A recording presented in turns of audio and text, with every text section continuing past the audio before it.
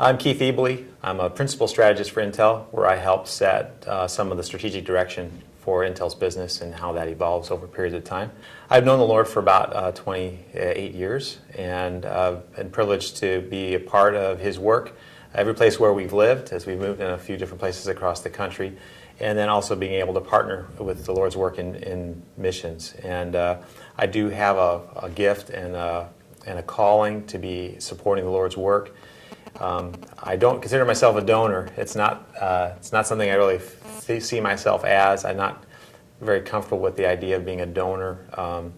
It doesn't really work for me. A few years ago, when I was kind of growing more in the ministry of giving, I thought a little bit about investing in the Lord's work. That's something you often hear about. And the more I thought about the model of investing, it didn't really work for me either. And investing, the return is related to the risk, and the greater the risk, the bigger the return.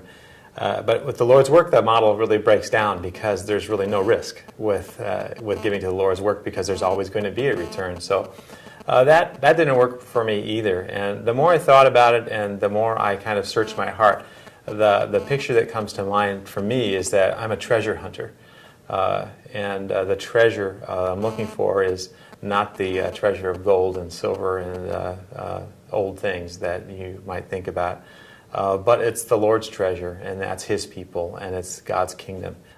When I was young, I remember reading books about treasure, looking for lost treasure or sunken treasure, and there's something that kind of connected to my heart as a boy. And as I've gotten older, I realized that the Lord isn't trying to take away or suppress those kind of desires we have when we're young, but He wants to refine them and direct them and redeem them. And what it's done for me is it's realized that when God has given me this desire for treasure, it's something He's inviting me into, and to look for what God is doing. And so what I see myself doing, and what we do as a couple, is we look at the Lord's work and where God's at work. And we're not the treasure hunters.